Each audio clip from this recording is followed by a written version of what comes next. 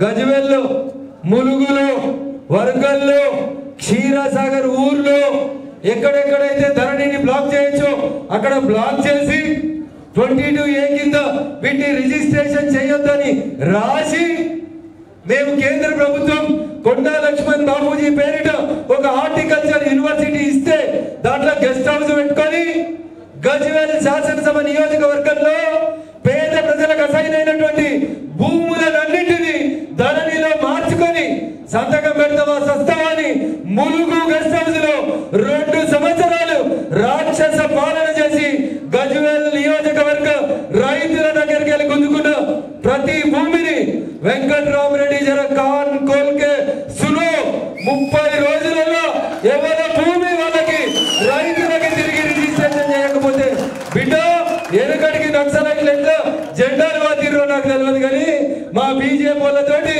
ఆ భూములు ఎవరై వాళ్ళకి ఇప్పించేదాకా అవసరమైతే ఏ దాకనైనా కొట్లాడతా తప్ప ఏడ కూడా ఎనకడికి ఏదని చెప్తా ఉన్నా. వినబడేది అనుకుంటా వెంకట్రామరెడ్డి, వినబడకపోతే మళ్ళా చెప్తా ఉన్నా. జర కాన్ కోల్ కేసులో కలెక్టర్ ఎలియాస్ కాంట్రాక్టర్ ఎలియాస్ ప్రజల కష్టాన్ని తోచిన వెంకట్రామరెడ్డి మళ్ళొకసారి చెప్తున్నా. ఇను గజ్వేల్ నియోజకవర్గంలో నీ బినామీ కంపెనీలు, నీ కంపెనీ రాజపుష్ప పేరిట ఇంకా ఎవరెవరి పేరు మీదనైతే దళితుల భూములు, పేదల భూములు, అసైన్మెంట్ భూములు తహసీల్దార్ ఆఫీసులో రికార్డులు గాలిపోయినాయని చెప్పి నీ బినామీల పేరిట రాసిన భూములకి 30 రోజులు గడిపిస్తున్న వెంకట్రామరెడ్డి మర్యాదగా భూములు వాపసు ఇవ్వకపోతే కోర్టులు, పోలీసులు రఘునందన్ అడ్డం కాదు, ఆపుతే కూడా ఆగం. క్షీరసాగర్కి వెళ్ళి ఊరు పేరు చెప్తున్నా, క్షీరసాగర్ లో ఎలా ఫెన్సింగ్ వేస్తున్నావు కదా, పోలీసు వాళ్ళని పెట్టి రఘునందన్ వస్తాడు, క్షీరసాగర్ భూముల్ని ఆ ఊరు దళితులకి పంచుతాడు. ఎవడొస్తాడో బరాబర్ చూస్తాం. మిస్టర్ రేవంత్ రెడ్డి, నీకు నిజాయితీ ఉంటే నీ పొంగులేటి శ్రీనివాస్ రెడ్డి రెవెన్యూ మినిస్టర్ కు నిజాయితీ ఉంటే గజ్వేల్ అసెంబ్లీ నియోజకవర్గంలో చుట్టరికం లేకపోతే తప్పు చేసినోని శిక్షిస్తానే ధైర్యం రేవంత్ రెడ్డి అనే ముఖ్యమంత్రికి ఉంటే వెంకట్రామరెడ్డి భూముల మీద విచారణ జరిపించి మరి పొంగులేటి శ్రీనివాస్ రెడ్డిని, రేవంత్ రెడ్డిని సందర్భంగా డిమాండ్ చేస్తున్నా. నాకు తెలుసు మీకు ఎట్లాగో చేత కాదు, మీతో చేత కాదని నాకు తెలుసు.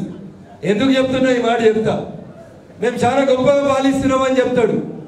ఆయన గట్లే చెప్పిండు, ఈయన గట్లే చెప్పిండు. నిన్న రాత్రికి ఈయనే ఉంటారు సుల్తానాబాద్. ఎవరు? సుల్తానాబాద్ లో ఒక ముక్కు పచ్చలారని 6 సంవత్సరాల బిడ్డని, ఆడబిడ్డని తీసుకుపోయి ఒక దుర్మార్గుడు రేప్ చేసి మర్డర్ చేసిండు. ఇక this is the law and order situation in Telangana. పొంగరాలు కొట్టుడు, కేసీఆర్ మీద వార్తలు రాపించుడు, ఏమైనాయి ల్యాండ్ క్రూజర్ కార్లు ఏమైనాయి మొత్తం మంత్రులెక్కి తిరుగుతూ విజయవాడలో దాచిపెట్టిన ల్యాండ్ క్రూజర్లు హైదరాబాద్కి తెచ్చినాడు. ప్రెస్ మీట్ పెట్టిండా? ఒక మంత్రి అన్నా పెట్టిండా? ఇప్పుడు మంత్రులకి తిరుగుతున్నారు ల్యాండ్ క్రూజర్. మొత్తం ల్యాండ్ క్రూజర్లు విజయవాడకి వెళ్ళి తెచ్చుకున్నారు. ఒక్కొక్క మంత్రి ఒక్కొక్క ల్యాండ్ క్రూజర్ లో ఫుల్ ఎంజాయ్ చేస్తున్నారు. ఏవి పోలీసులు, ఏవి మీ టీములు, ఏవి మీ సీసీటీవీలు. ఎట్లా పోతుంది? 6 సంవత్సరాలు ఒక ఆడబిడ్డను ఎత్తుకుపోయి అమానుషంగా హత్య చేస్తే ఏం చేస్తుంది నీ ప్రభుత్వం? హైదరాబాద్లో కూర్చొని నచ్చిన పేపర్లలో, నచ్చిన టీవీలలో ఏదో జరిగిపోతుంది. ఏం జరుగుతుంది? ఏం చేతనవుతుంది నీకు? 30వ తారీఖు జూన్ లోపల ఎలక్షన్ కోడ్ లేదు కదా, తీసుకుపోయి లోపలే తప్పు చేసినోండి. కాళేశ్వరంలో తప్పు చేసినోడు కనబడతలేడా రేవంత్ రెడ్డికి? కనబడతలేడా రేవంత్ రెడ్డి? భూతత్వాలు ఒప్పమంటే కొన్నిచ్చి పంపిస్తాం. ఎందుకు దక్కబడతలేవు? కాళేశ్వరంలో తప్పు చేసిన కాంట్రాక్టర్ మీద చర్య ఏది అని అడుగుతున్నాం. కాళేశ్వరంలో కాంట్రాక్టులు ఇచ్చిన నీళ్ల మంత్రి బయట ఎందుకున్నాడు రేవంత్ రెడ్డి అని అడుగుతున్నాం. ఎందుకు తీసుకోవాలి చర్య? కాంప్రమైజ్ అవుతున్నావా? భయపడుతున్నావా? సాధన అయితలేదా? ఏమో చెప్తుంది కదా, టెలిఫోన్ ట్యాపింగ్ అయింది.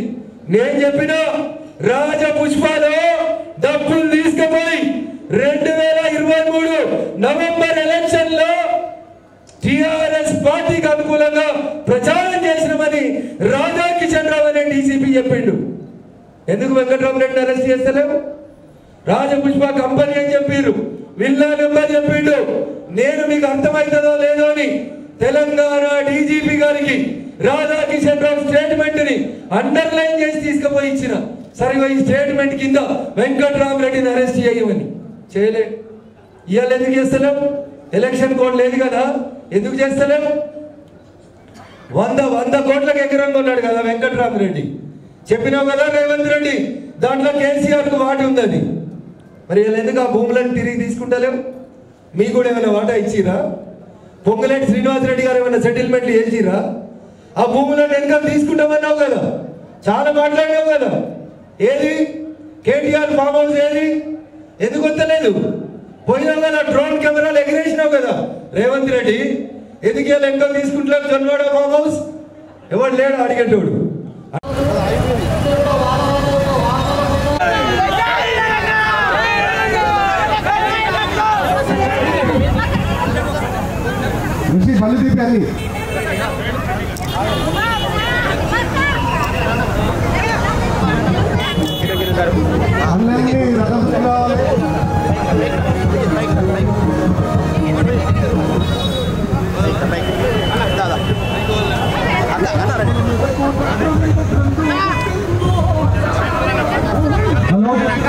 దయచేసి అందరూ బండ్లు తీయాలి ప్లీజ్. దయచేసి బయట నుంచి రథం ముందు బండ్లు ఉండాలి అన్న వస్తుంది. అందరూ బండ్లు తీయాలి. దయచేసి అందరూ బండ్లు తీయండి అన్న ప్లీజ్. బండ్లు అందరూ తీయాలి, రథం ముందు బండ్లు ఉండాలి ప్లీజ్. దయచేసి అందరూ బండ్లు తీయాలి. దయచేసి బైక్లను కూడా ముందు వెళ్ళాలి. అక్కడ చాలా మంది ఎవరు ఉన్నారు, అందరూ కూడా దయచేసి బైక్ల పైన ఎక్కాలి. మన వరుస క్రమంలో పెట్టి వాళ్ళందరూ కూడా ముందు పోయే విధంగా మనం చొరవ తీసుకోవాలి. వాళ్ళందరూ కూడా వెనుక బైక్ ఉన్నాయి, ఆ గ్రౌండ్ లో కూడా చాలా బైకులు అట్లే ఉన్నాయి. చాలా మంది హోటల్ దగ్గర నిలబడి అందరూ కూడా దయచేసి ముందుకు రావాలి. సమయం అయింది.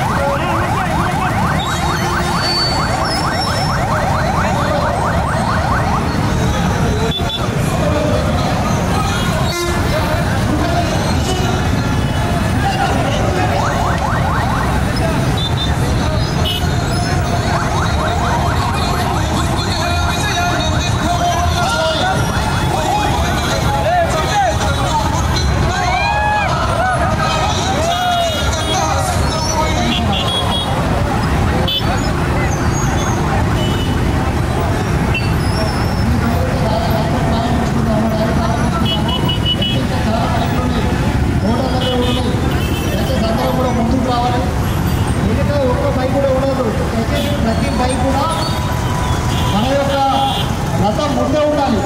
రథానికి వెనుక వైపు దయచేసి ఎవరి వెహికల్ కూడా ఉండదు, కేవలం కార్లు మాత్రం.